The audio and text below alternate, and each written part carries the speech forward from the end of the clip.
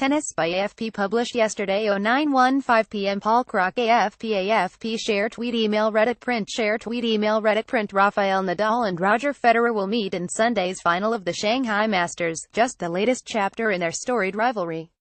The celebrated duo have faced one another 37 times, with the Spaniard and world number 1 Nadal winning 23 of their contests.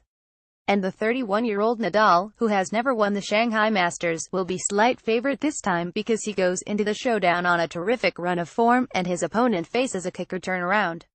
Nadal, a 16-time Grand Slam champion, triumphed at the US Open and then last week at the China Open for his 6th title of another remarkable campaign. But he was forced to survive a roller coaster with 4th seed Marin Cilic in their semifinal, saving 3 set points in the opener before pulling through 75, 76, 73. The Swiss Federer, the world number 2 chasing a second Shanghai crown, rolled back the years to fight back from a set down and defeat Juan Martín del Potro 36, 63, 63. The 36-year-old Federer had said that he wanted revenge over the 16-seeded Argentine for defeat in the quarterfinals at the US Open this summer. And he got it. Del Potro, the 2009 US Open champion whose career has been blighted by wrist injuries, quickly allayed fears that his latest problem would be a major handicap. The 29-year-old fell and hurt his left wrist in winning his quarterfinal on Friday, and there were suggestions he may not even make Saturday's match. But he showed no ill effects in stunning the pro-Federer crowd to break for 42 in the first set. And Del Potro grasped set point following a thrilling rally that had the spectators whooping, only for 19-time Grand Slam champion Federer to inexplicably shank his volley out of the court. The second set went with serve until Federer, going after a 94th singles title, made the breakthrough on the Del Potro serve to inch ahead. Del Potro began showing irritation, engaging in a series of discussions with the umpire, including demanding Federer be warned for triumphantly hitting the ball away after winning the game.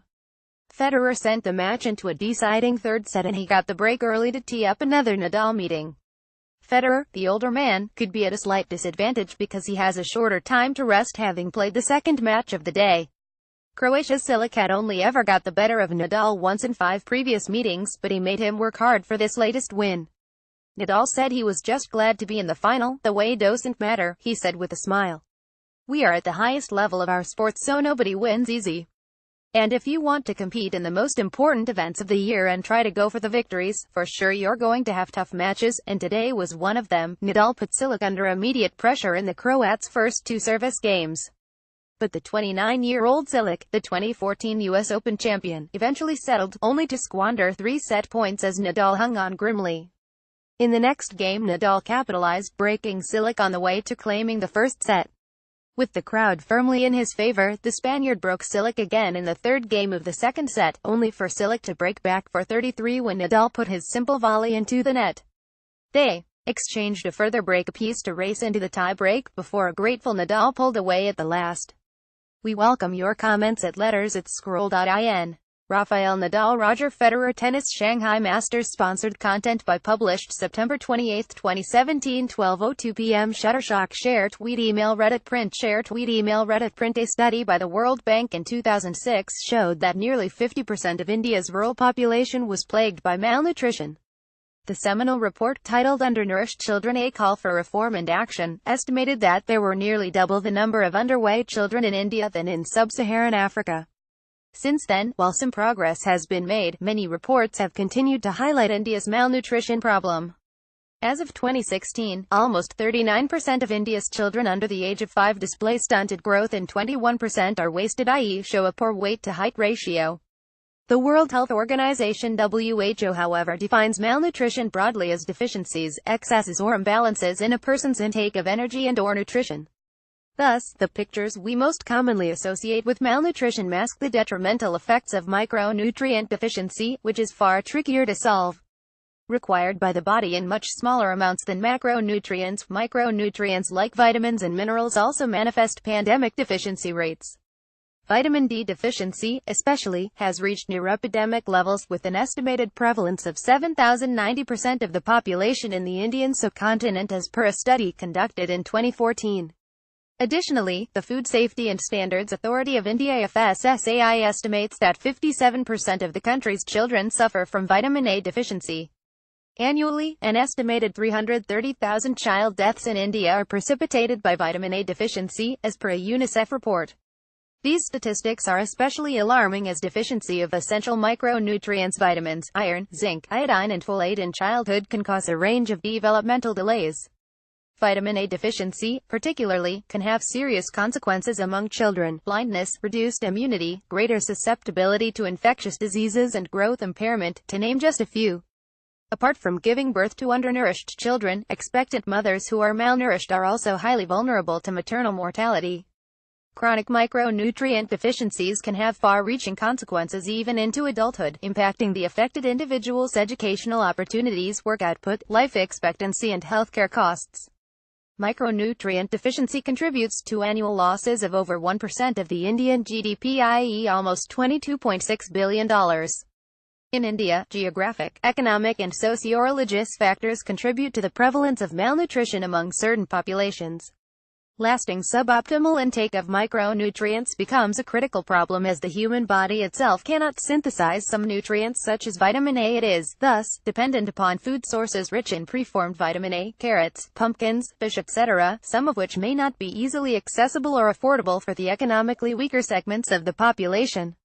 In the past few decades, the government of India has rolled out vitamin A supplementation programs to target high-need populations. These are, however, expensive to achieve and maintain at a country-wide scale. A complementary solution to supplementation and dietary diversification strategies is staple food fortification. This is defined by the WHO as deliberately increasing the content of an essential micronutrient, i.e. vitamins or minerals in a food, to improve the nutritional quality of the food supply and provide a public health benefit with minimum risk to health. Food fortification has proved to be one of the most effective ways to supplement the nutrition needs of a population. One of the biggest food fortification success stories in the world remains the National Salt Iodization Program of India, rolled out in the 50s. Nationwide mandating of salt iodization led to a whopping 92% of Indian households adopting iodized salt. The success of this program shows that a well-planned initiative to fortify common foods such as edible oils can effectively help tackle malnutrition in the country. Vitamin A is an oily vitamin, and hence goes very well with edible oil. Accordingly, edible oils have emerged as a prime contender for viable vitamin A fortification. In India, the consumption of edible oils ranges from 12 to 18 kilograms per annum per person, with total edible oil demand projected to rise up to 29.4 million tons by 2020. Oil fortification, i.e. the process of adding micronutrients to edible oil to increase its nutritional value, is expected to achieve almost 99% penetration of the Indian population due to the widespread use of cooking oil. All kinds of edible oil, soybean, palmolene, groundnut, cottonseed, mustard, etc. can be fortified. At an individual level, fortified oil can help a person meet 2,530% of the recommended dietary intake for vitamins A and D. According to FSSAI, the appearance, taste, texture, flavor and shelf life of the edible oils remain unaffected by the process. With edible oils also being a key focus area of government food supply schemes, fortification can reach even the economically vulnerable segments and help them achieve essential nutrition levels. In Indonesia, vitamin A fortified oil reaches almost 150 million consumers, while in Philippines, controlled trial of fortified margarine reported improved vitamin A status in preschool-aged children over a 6-month period. Skepticism regarding oil fortification ranges from stability of the nutrients' susceptibility to loss under conditions such as heating to the cost involved in the fortification process. But many of these concerns stem from lack of awareness. The micronutrients used to fortify fats and oils are generally found to be stable, given the right quality of nutrients, refined oil and its packaging. In fact, stability tests in Indonesia showed that the heat stability of vitamin A is quite high. 6,080% of the vitamin is retained even after repeated usage 5 times of the fortified oil for frying. To safeguard against deterioration, the quality and purity of the added vitamin A are the key factors to look out for.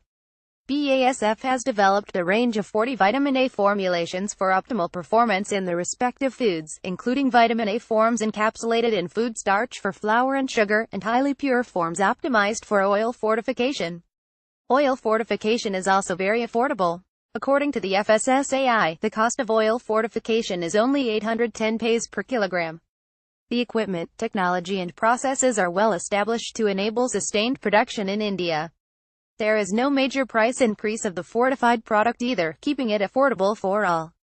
For example, adding a nutrient like vitamin A results in a marginal price increase of just 0.2%. The technology is simple and the process requires no special equipment as vitamin A is naturally oily and readily mixes with other oils and fats. The costs are micro, but benefits of good nutrition over a lifetime are macro. With increasing awareness of the efficacy of food fortification, many countries have initiated large-scale trials and projects to facilitate widespread fortification of staple foods, including oil. International organizations such as UNICEF, WHO and Bill Melinda Gates Foundation too have recognized food fortification, the priority and potential of food fortification in helping meet nutrition goals across the world. 27 countries, moreover, have already mandated oil fortification, according to the Food Fortification Initiative. In India, FSSAI too has issued guidelines for all major manufacturers and processors to fortify their cooking oils with vitamins A and E within the next 3 months, while Rajasthan and Gujarat have already mandated the sale of fortified edible oil alone in the states. For the people of the country to benefit from food fortification, centrally mandated laws are required. There has to be a program that is nationally scalable.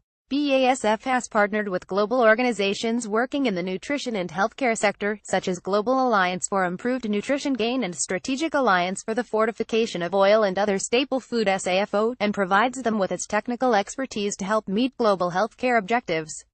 The partnership of GAIN and the Confederation for Indian Industries (CII) has been instrumental in pushing for the mandate for oil fortification from the Government of India. Including India, BASF's Food Fortification Initiative addresses micronutrient deficiency in over 40 countries facing nutritional deficiencies of public health significance. As a part of SAFO, it has partnered with GAIN and GIZ, a German development agency, to help industries and public-private alliances build technical capacity for cost-effective oil fortification while improving quality control. At the local level, it also provides local producers of staple foods with the technological support, advocacy support and test kits required to achieve high-quality food fortification at affordable cost. To know more about BASF's food fortification initiatives, click here. This article was provided by the Scroll marketing team on behalf of BASF and not by the Scroll editorial team.